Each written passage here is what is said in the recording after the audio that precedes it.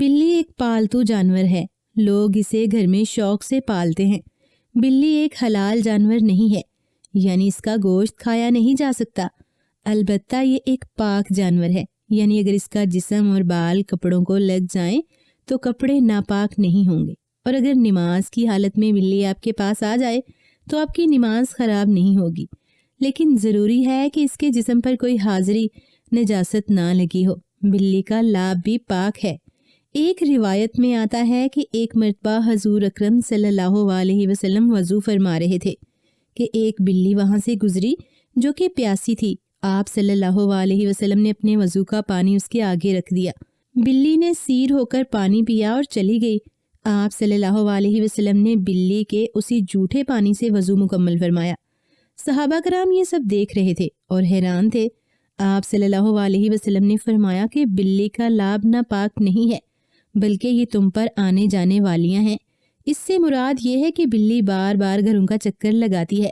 اگر ان کا جھوٹا ناپاک قرار دیا جاتا تو بہت مشکل ہو جاتی۔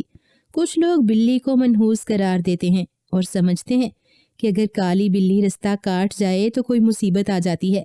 اکثر لوگ اگر کالی بلی راستہ کاٹ لے تو گھروں کو واپس آ جاتے ہیں کہ کوئی حادثہ نہ پیش آ جائے۔ یہ سب باتیں ہمارا وہم ہے۔ بلی تو ایک پالتو جانور ہے، وہ کسی کے نفع و نقصان کی ذمہ دار نہیں ہے۔ یہ اللہ ہی ہے، جیسے چاہتا ہے فائدہ پہنچا دیتا ہے اور جیسے چاہتا ہے آزمائش میں ڈال دیتا ہے۔ مسلمانوں کو یہ بات زیب نہیں دیتی۔ مسلمانوں کو اللہ تعالیٰ پر پختہ یقین ہونا چاہیے۔ اس طرح بعض لوگ سمجھتے ہیں کہ اگر بلی کسی کے گھر کی چھت پر روئے تو اس گھر میں کسی کی موت ہو جاتی ہے یا کوئی بڑی مصیبت آ جاتی ہے۔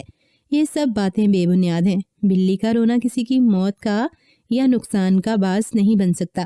موت اسی کو آتی ہے جس کی زندگی کا وقت مکمل ہو چکا ہو۔ زندگی اور موت کا مالک سوائے رب ذوالجلال کے ذات کے علاوہ کوئی نہیں۔ یہ سب توہم پرستی ہے اور اسلام توہم پرستی کی مذمت کرتا ہے۔ بعض علماء نے بھی یہ بیان فرمایا ہے کہ جب دو بلیاں آپس میں محبت سے ملتی ہیں تو عجیب سی آوازیں نکالتی ہیں۔ یہ آوازیں سننے والوں کو ڈرا دیتی ہیں۔ بلیوں کو پتہ نہیں چلتا کیونکہ وہ تو محبت میں ہوتی ہیں، اس لیے بلیوں کو ان عجیب آوازوں سے ڈرنا نہیں چاہیے۔ بعض اوقات یوں بھی ہوتا ہے کہ کسی کے گھر میں کھانے کی کوئی چیز موجود ہوتی ہے جس کی خوشبو بلی تک پہنچ رہی ہوتی ہے، لیکن اس کی رسائی ان کھانے کی چیزوں تک نہیں ہو پاتی۔ اس وجہ سے بھی بلیاں عجیب آوازیں نکالتی ہیں۔ صدیوں سے لوگ اپنے گھروں میں بلیوں کو پالتے آ رہے ہیں۔ ایک رپورٹ کے مطابق شروع میں لوگوں نے بلیوں کو گھروں سے چوہوں اور کیڑے مکوڑوں سے نجات حاصل کرنے کے لیے پالتے تھے۔ بلی کی مونچھوں کے بالوں کے بارے میں یہ باتیں مشہور ہیں کہ بلی اپنی مونچھوں کی وجہ سے چوہوں کو بلی کے اندازہ لگا لیتی ہیں اور اسے شکار کرنے میں مدد دیتی ہیں۔ بلی کی اوسط عمر 13 سال ہے، 17 سال ہے۔ بعض بلیاں 20 سال سے زیادہ عرصہ تک بھی زندہ رہ جاتی ہیں۔ بلی کسی کو نقصان نہیں پہنچاتی، لیکن اگر کوئی بلی کسی کا نقصان کر دے تو اسے مارنا نہیں چاہیے، بلکہ تھیلے میں ڈال کر دور کہیں چھوڑ کر آنا چاہیے تاکہ وہ خود زندہ رہ کر اپنے کھانے پینے کا بندوبست کر سکیں۔ اگر آپ نے کسی بلی یا پالتو جانور کو گھر میں پالا ہوا ہے تو اس کے کھانے پینے کا خاص خیال رکھیں، کیونکہ آپ نے اس پالتو جانوروں کو قید کیا ہوا ہے۔ وہ پالتو جانور اپنی خوراک خود تلاش نہیں کر سکتا۔ اگر آپ اس کی خوراک کا انتظام نہیں کر رہے تو یہ بات اللہ تعالیٰ کے لیے ناراضگی کا باعث ہے۔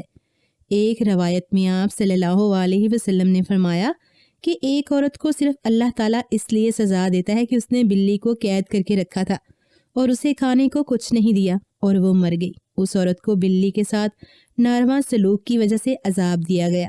معلوم ہوا کہ سب جانور اللہ نے انسان کے کسی نہ کسی فائدے کے لیے بنائے ہیں۔ کسی بھی جانوروں پر ظلم نہ کریں، ان کے بارے میں اللہ سے ڈریں۔ اللہ سے دعا ہے کہ اللہ پاک ہمیں دین اسلام کی صحیح معنوں میں سمجھ عطا فرمائے۔ آمین۔